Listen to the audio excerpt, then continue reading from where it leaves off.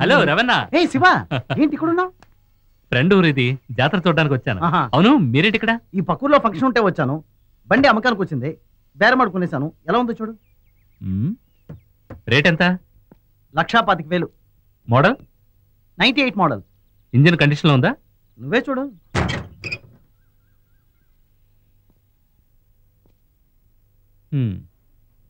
Tinker work చాలా ఉంది, 2 టైర్లు బాల్డ్, ఇంజిన్ ఓకే. 70-75,000 చేసే బండికి 1,25,000 పెట్టారు.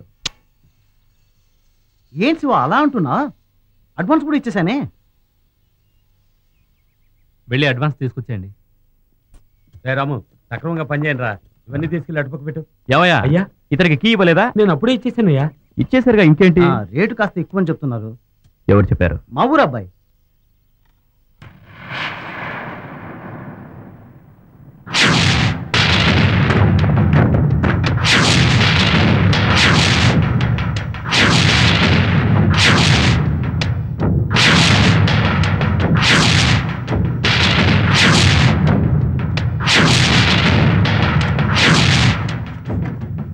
రూపాయలకైతే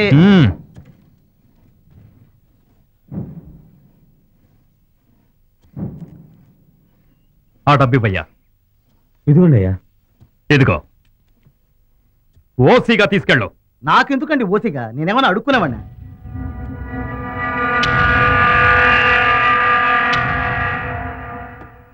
అయ్యా, సాయంత్రం 6 గంటల వరకే టైం.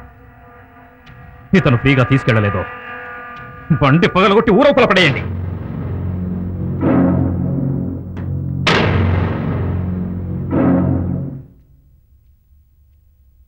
ఏంటి శివ ఆయన అలా మాట్లాడుతున్నారు?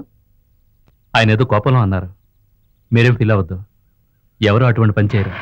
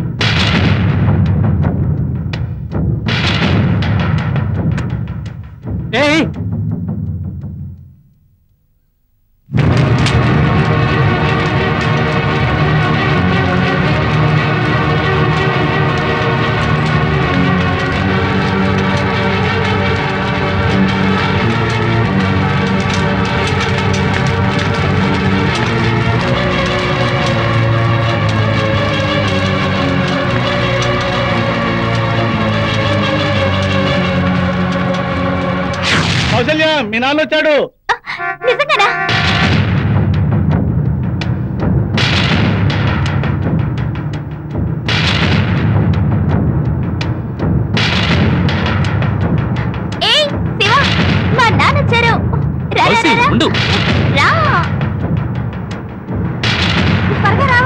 అలాగే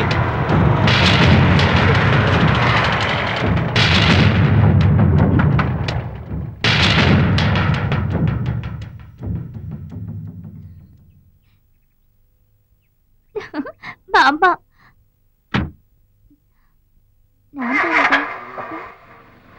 శ్వేత, రామా, ఎలా ఉన్నావు? రామా. అమ్మా, ఏ తాత ఇంటికి రాగానే అమ్మని మర్చిపోయావా? బాగున్నావా? ఏవి ఇంటికో ఫోన్ అన్నా చేయొచ్చుగా. ఏమా, అల్లుడు రాలేదా? లేదు నాన్న. నాన్నెందుకని రాలేదు?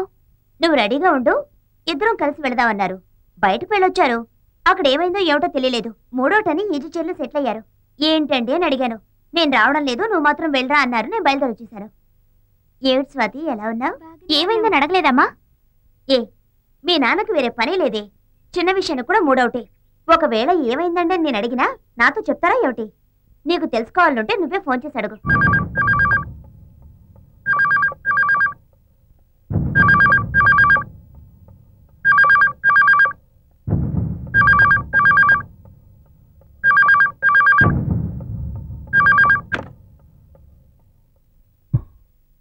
కౌసల్యని మాట్లాడుతున్నాను.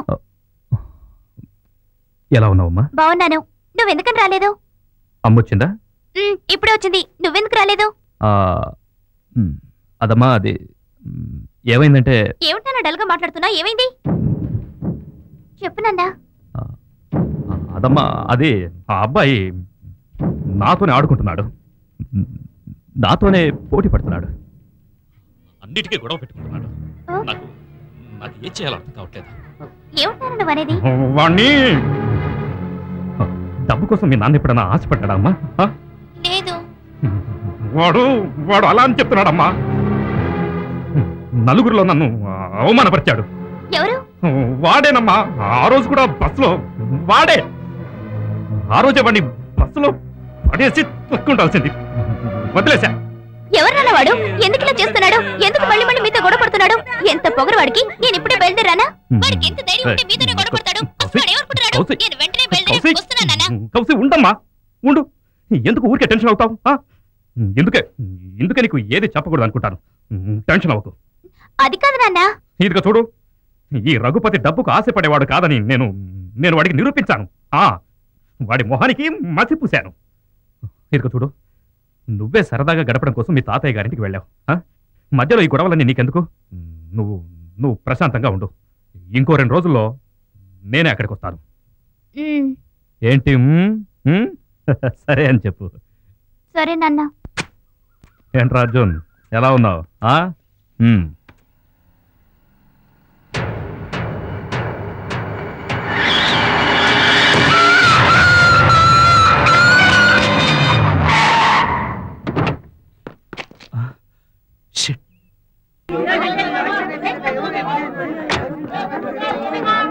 ఏంట్రా, ఏమైంది?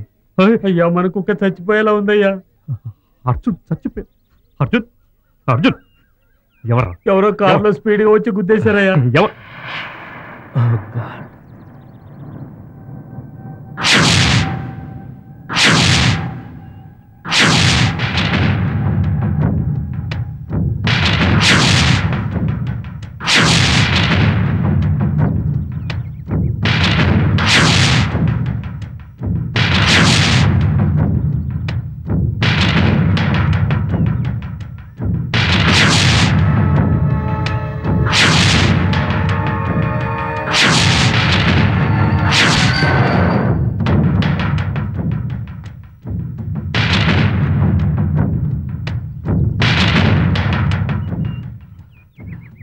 సారీ, నేను ఎక్స్పెక్ట్ చేయలేదు. సడన్ గా కుక్కే అడ్డం. నువ్వే అడ్డొచ్చావు. నువ్వే అడ్డొచ్చావు. ఇది 3వసారి నువ్వు నా జీవితంలోకి అడ్డు రావడం. నన్ను చూస్తుంటే నీకు నవ్వులాటగా ఉందా? నా కోపం నీకు ఎగతాళిగా ఉందా? నన్ను గాయపరిచి ఏడిపించాలని చూస్తున్నావు, కానీ నేను ఏడవను. నిన్ను ముక్కలుగా నరికేస్తాను. లేదండి, నన్ను తప్పుగా. నువ్వు తప్పుడోడివి. నువ్వు మంచివాడివి కాదు. నువ్వు తప్పుడోడివని నిన్ను చూస్తేనే తెలుస్తుంది. చాలు, కుక్కతోనే పోనిపో. ఇంకో చావు ఇక్కడ జరగక ముందే వెంటనే ఇక్కడి నుంచి వెళ్ళిపో. ఇంకోసారి నువ్వు నేను ఈ భూమి మీద కలుసుకున్నావు, ఏం జరుగుతుందో నాకు తెలీదు. వెళ్ళిపో.